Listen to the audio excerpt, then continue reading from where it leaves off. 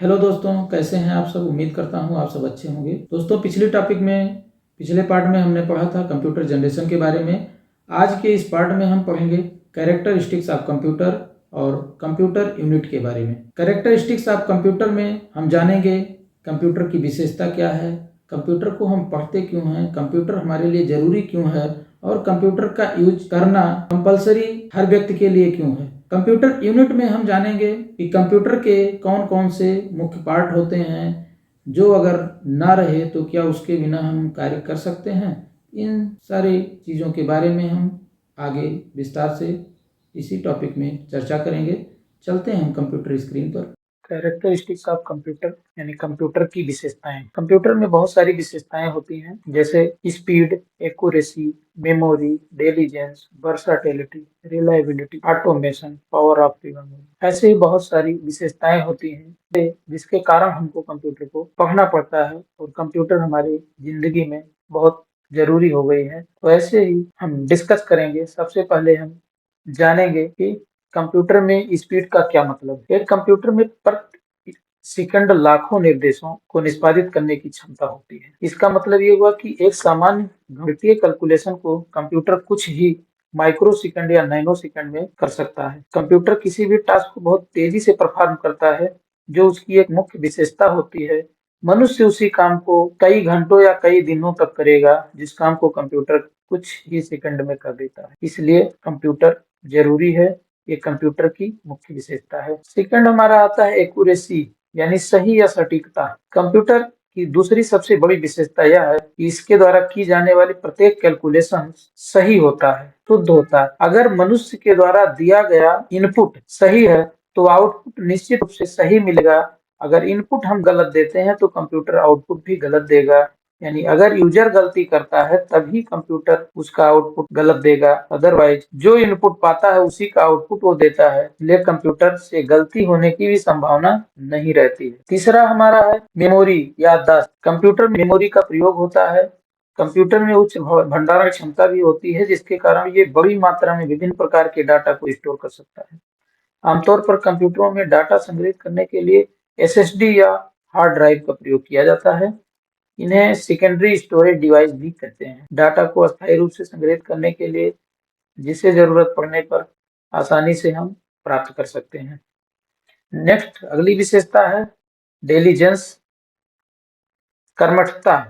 हम मनुष्य किसी भी कार्य को लंबे समय तक नहीं कर सकते, क्योंकि हमें कुछ समय के बाद थकान महसूस होती है और हमें रुकना पड़ता है। इसलिए बीच बीच में ब्रेक लेने की जरूरत पड़ जाती है। लेकिन कंप्यूटर एक मशीन है, इसलिए उसे थकावट नहीं लगती है और वह 24 घंटे किसी भी काम को लगातार करने की क्षमता रखता है। यही कारण है कि आज मनुष्य कई कार्यों को कंप्यूटर पर ही करने के लिए मजबूर है। ये भी एक विशेषता है। अगला है वर्साटिलिटी, सार्वभौमिकता जिसे कहते हैं। कंप्यूटर का उपयोग विभिन्न क्षेत्रों में संबंधित समस्याओं को हल करने के लिए किया जा सकता है। इनका उपयोग जैसे स्कूल, अस्पताल, व्यवसाय, सरकारी संगठन, रेलवे स्टेशन, एयरपोर्ट और घरों में अलग अलग उद्देश्यों के लिए किया जाता है। तो न केवल विज्ञान और इंजीनियरिंग से संबंधित जटिल गणितीय समस्याओं को हल करते हैं, बल्कि अगले ही पल उन्हें मनोरंजन के लिए उपयोग किया जा सकता है, जिसे वे उसी सटीकता से करते हैं। तो वर्साटिलिटी भी कंप्यूटर में है, इसलिए भी कंप्यूटर जरूरी है। ये कंप्यूटर की एक विशेषता है। नेक्स्ट हमारा है रिलायबिलिटी यानी विश्वसनीयता। कंप्यूटर एक भरोसेमंद मशीन है जिस पर लंबे समय तक विश्वास किया जा सकता है। यही कारण है कि आज बड़े बड़े संगठन, संस्थान और कंपनियां अपने कार्यों के लिए कंप्यूटर पर निर्भर हैं। इसी कारण कंप्यूटर को रिलायबल मशीन भी कहा जाता है। अगली विशेषता के बारे में बात करें तो है ऑटोमेशन यानी स्वचालित। कंप्यूटर एक स्वचालित मशीन है जो दिए गए कार्यों को स्वचालित रूप से करने में सक्षम होता है। एक बार जब यूजर निर्देशों को कंप्यूटर में फीड कर देता है, उसके बाद आउटपुट प्रदर्शित करने तक की प्रक्रिया ऑटोमेटिक होती है, जिसमें मानव हस्तक्षेप की आवश्यकता नहीं होती है। यानी यूजर एक बार कंप्यूटर को इनपुट कर दिया तो वो प्रोसेसिंग करके आपको आउटपुट दे देगा। उस बीच में हमारी जरूरत वहां नहीं लगती है, इसलिए इसे हम ऑटोमेटिक मशीन भी कहते हैं। अगला है स्टोरेज या पावर ऑफ रिमेम्बरिंग। हम सभी जानते हैं कि कंप्यूटर बड़ी मात्रा में विभिन्न प्रकार के हम जानते हैं कि कंप्यूटर बड़ी मात्रा में विभिन्न प्रकार के डेटा को स्टोर कर सकता है। इसके अलावा इनकी एक खास विशेषता यह है कि कंप्यूटर उस डाटा को कई साल तक अपने पास सुरक्षित भी रख सकता है, जिसे जरूरत पड़ने पर कभी भी पुनर्प्राप्त किया जा सकता है। पावर ऑफ रिमेम्बरिंग के कारण ही आप स्टोर डाटा को वापस पा सकते हैं।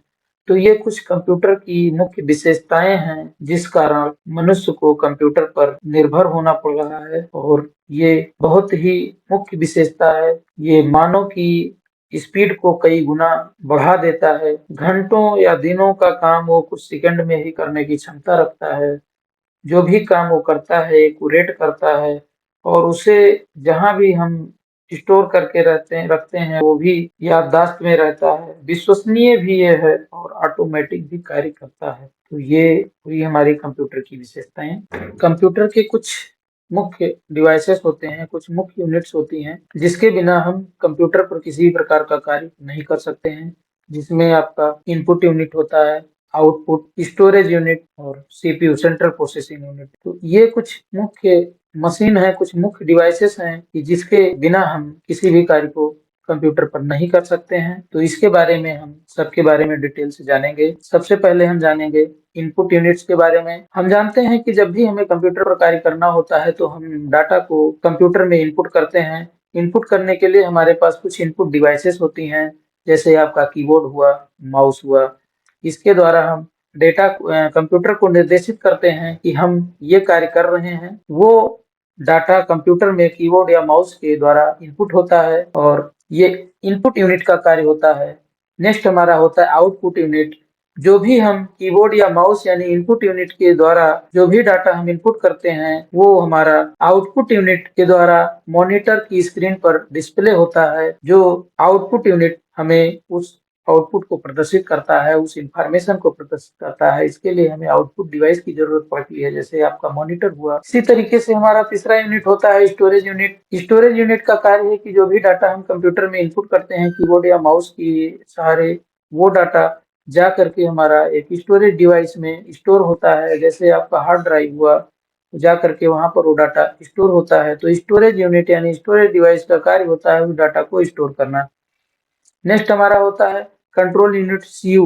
जो भी डाटा हम इनपुट करते हैं हमारे कंप्यूटर सिस्टम में एक ऐसा यूनिट होता है कि डाटा की प्रोसेसिंग के लिए वो हमारे डाटा को स्टेप बाय स्टेप प्रोसेसिंग के लिए भेजता है। उसके लिए कंट्रोल यूनिट यानी सीयू की जरूरत होती है, जहां पर फर्स्ट इन फर्स्ट आउट का सिस्टम चलता है, जिसे हम फीफो सिस्टम कहते हैं। जो भी डाटा हम पहले इंटर करते हैं उसकी प्रोसेसिंग पहले होती है और आउटपुट भी पहले मिलता है। जो डाटा हम बाद में इनपुट करते हैं उसकी प्रोसेसिंग बाद में होती है और उसका आउटपुट डिस्प्ले भी हमें बाद में मिलता है। तो ये कार्य सीयू का होता है कि वो एक क्यू में डालता है और step by step he processing के लिए भेजता है, जिससे हमें स्टेप बाय स्टेप रिजल्ट भी मिलता है। नेक्स्ट हमारा है arithmetic and logic unit, ALU. जो भी हम मैथमेटिकल और लॉजिकल कैलकुलेशन का कार्य करते हैं वो हमारा एएलयू करता है, यानी अर्थमेटिक एंड लॉजिक यूनिट करता है। तो इस तरीके से हम जो है इनपुट, आउटपुट, स्टोरेज, सीयू और एएलयू का प्रयोग करते हैं, और इसमें से आपका मेमोरी यूनिट और सीयू तथा एएलयू जो होता है वो सीपीयू के अंतर्गत आता है। जो भी हम एक बड़ी मशीन देखते हैं, जो कैबिनेट होता है उसके अंदर हमारे ये सारे डिवाइसेस लगे होते हैं, और उस पूरे कैबिनेट को हम सीपीयू कहते हैं। सीपीयू मशीन के अंदर ही हमारे स्टोरेज डिवाइस, चाहे वो प्राइमरी स्टोरेज हो या सेकेंडरी स्टोरेज हो, हमारे कंट्रोल यूनिट और हमारे एएलयू, ये सारे के सारे यूनिट्स उस सीपीयू के अंदर लगे होते हैं। सीपीयू सारे यूनिट्स को कनेक्ट करने का काम करता है। तो इसमें हमें जिन जिन मुख्य डिवाइसेस की जरूरत होती है, जिन जिन मुख्य यूनिट्स की जरूरत होती है, वो हमारे हैं input, output, storage, CU, ALU और सीपीयू। सो गाइज, आज के इस टॉपिक में हमने विस्तार से चर्चा किया कैरेक्टरिस्टिक्स ऑफ कंप्यूटर और कंप्यूटर यूनिट के बारे में। उम्मीद करता हूँ ये टॉपिक आपको अच्छे से समझ में आया होगा। अगली टॉपिक में हम चर्चा करेंगे टाइप्स ऑफ कंप्यूटर के बारे में। कंप्यूटर कितने प्रकार के होते हैं और कौन सा कंप्यूटर क्या करता है, इन सारी चीज़ों के बारे में हम चर्चा करेंगे अगले टॉपिक में। अगर यह वीडियो आपको अच्छा लगा हो तो आप हमारे इस चैनल को लाइक, सब्सक्राइब और शेयर जरूर कीजिएगा, जिससे आपको कंप्यूटर फंडामेंटल के विस्तार से हर पार्ट आप तक पहुंचते रहें और आप इसका लाभ ले सकें। धन्यवाद।